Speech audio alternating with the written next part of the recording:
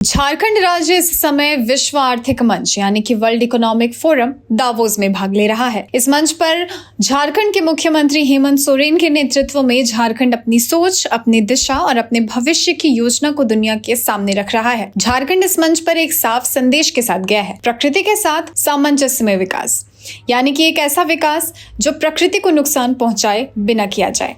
ऐसा विकास जिसमें जंगल, पानी, जमीन और इंसान सभी सुरक्षित रहें। ये संदेश आज की दुनिया के लिए बहुत जरूरी है और इसी सोच के कारण झारखंड को अंतर्राष्ट्रीय स्तर पर सराहना मिल रही है। इसी क्रम में देश के जाने माने उद्योगपति और समाज सेवी विप्रो लिमिटेड के पूर्व चेयरमैन और अजीम प्रेमजी फाउंडेशन के वर्तमान चेयरमैन अजीम प्रेमजी ने झारखंड की विजन 2050 की खुलकर प्रशंसा की। अजीम प्रेमजी ने कहा कि ये बहुत खुशी की बात है कि झारखंड राज्य अपने भविष्य को लेकर गंभीर है और विकास के लिए संगठित और दूरदर्शी प्रयास कर रहा है।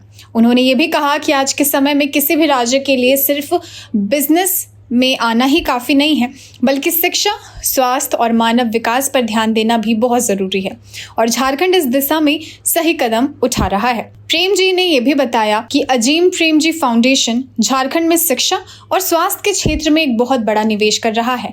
उन्होंने कहा कि फाउंडेशन द्वारा झारखंड में एक मेडिकल कॉलेज, एक 1300 बेड का बड़ा अस्पताल, एक विश्वविद्यालय और एक स्कूल की स्थापना की जा रही है।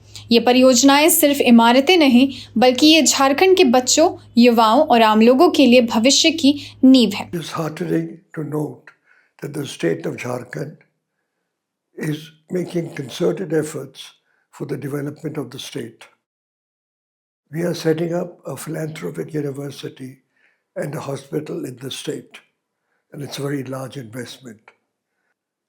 We have experienced the support and proactive approach of the government of Jharkhand. So I welcome investors from across the world and across India to consider investing in Jharkhand because our experience has been very favorable. I wish the state the very best. Azim Premji ने अपने अनुभव साझा करते हुए कहा कि झारखंड सरकार से उन्हें हर कदम पर सहयोग मिला है। सरकार का रवैया हमेशा पॉजिटिव, सक्रिय और सहयोगपूर्ण रहा है। उन्होंने कहा, झारखंड सरकार के साथ काम करने का अनुभव बहुत अच्छा और भरोसेमंद रहा। अपने संदेश में उन्होंने भारत और दुनिया भर के निवेशकों से अपील की कि वो झारखंड में निवेश करने पर गंभीरता से विचार करें। उन्होंने कहा कि झारखंड में संभावनाएं हैं, यहाँ मेहनती लोग हैं, यहाँ संसाधन हैं और सबसे बड़ी बात, यहाँ अब स्पष्ट नीति और मजबूत नेतृत्व है। उन्होंने झारखंड राज्य के उज्जवल भविष्य के लिए अपनी शुभकामनाएं भी दी। ये जानना भी जरूरी है कि रांची गेट के क्षेत्र में अजीम प्रेमजी फाउंडेशन द्वारा एक आधुनिक विश्वविद्यालय, 1300 बेड का अस्पताल, एक मेडिकल कॉलेज और एक स्कूल की स्थापना की जाएगी। ये पहल झारखंड में शिक्षा और स्वास्थ्य के क्षेत्र में एक ऐतिहासिक और क्रांतिकारी कदम है।